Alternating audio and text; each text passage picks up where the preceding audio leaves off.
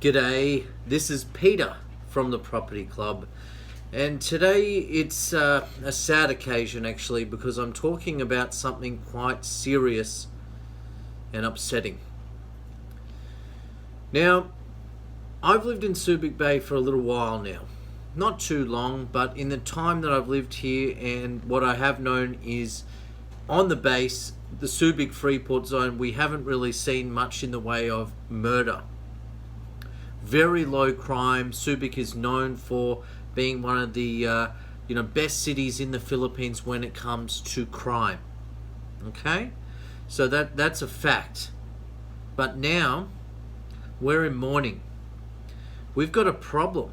It's a serious problem. It's a real issue, and it can no longer be ignored. I can't ignore the fact that something is happening here in Subic Bay, and it seems like there is a string of murders here in Subic Bay. That's right, it's true. Isn't that right, Quark? Even Quark, he doesn't want to show his face. He's a little bit upset. Hopefully Arian will join me to talk about this, but it's something I think the community needs to talk about, because at the end of the day, it affects us, and it affects the locals living here in Subic Bay, and it also affects us expats here in Subic. Okay, it's a real issue. Arian, are you going to come join us or just walk off? Later, she says. She doesn't want to say anything. But anyway, for a long time I've been saying that Subic is extremely safe and there haven't been any murders that I know about in the Subic Freeport zone. Now, in 2013, I think it was about April 2013, it was announced that not far from Subic Bay, in a place called Barreto, just down from Barreto on Beloy Beach, the manager of the Blue Rock Hotel was shot in the back of his head. Now, what happened is an individual with a helmet jumped off a motorbike, walked up and shot him in the head. Now, this individual is from the same place I'm from. He's from Sydney, Australia. Okay, and it was very tragic. His name was Paul Davey. Okay, so very tragic. It said it's possible that it had something to do with a love triangle. Now, this I don't think is in any way, shape or form connected to what's happened recently, but what I'm going to tell you is going to shock you. Okay? So the next thing is 2018. Let's fast forward, from 2013 to 2015. 5 years on, there hasn't really been any crime that I know of, serious crime that I know of, on the locals here, apart from one incident, which was actually, I believe it was a lady boy and an individual who killed that lady boy. That was one other incident. But apart from that, we're going to, isolate all that. We're just going to talk about the string of murders and mysterious death that's just occurred. So the first one was in April. So early April, there was a housekeeper, I believe, in Kubi. Actually, she was in Binigtikan. So I'm just reading here.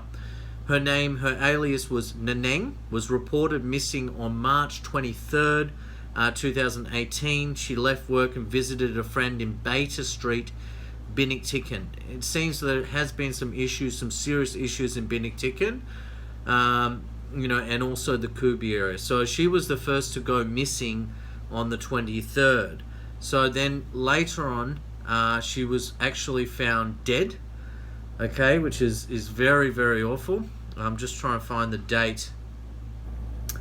So there's not much information. It's hard to find this information. Not sure the date, but I believe it was late March, early April, where she was found dead. Okay? Now, it was, at the time we had a community meeting, right? We had a community meeting. We talked about intensifying security. We did add CCTV in Kalayaan. I believe the security will be increased in Binigtikan as well. So that happened, and in April we were all concerned. It was raised and we had the community meeting. Now, for a while it seemed like everything had kind of calmed down after that event. Well, it hasn't. Now, in August, not on the base, but not far from the base, there was a German man who was found dead in his Subic home, stabbed days after being stabbed to death by suspected thieves. So looks like someone's robbed him and stabbed him to death, a German. So his name, Norbert Probst, was found dead in his apartment on the Friday, August the 17th, after a housekeeper smelt his rotting body. So he's stabbed to death by thieves. I'm just trying to work out exactly. It says Subic, but I don't think it was actually in the Freeport zone. I think it was just outside of the Freeport zone where this did occur. I'm trying to find information on that for you guys, because it is a concern. Yeah, not sure exactly where, but I did hear that I think it might have been around the Barreto or Subic town area, maybe somewhere off the base, but not too far from Subic Freeport zone. So the next one, that's right, the next one, okay, is just recently, okay, just very, very recently. There's, I'm reading now a news article, retired US Navy man found dead in Subic Freeport. So 69-year-old US Navy serviceman found bludgeoned to death. Now, his name was Sonny Almazan, and he was apparently beaten to death with his own golf clubs. I believe there might have been, some theft. Reading the article, and we did actually get advised in the Subic Bay group by the administrator and chair of SBMA telling us about the situation. Apparently there was 2 women that were fetched from the Kalakalan gates around 9 p.m. on a Sunday, and then there's CCTV, and I think the driver saw the 2 women, or picked the 2 women up, and then later CCTV indicated that they were leaving the house. Later on, he was found dead, beaten to death with his own, I believe, his own golf clubs.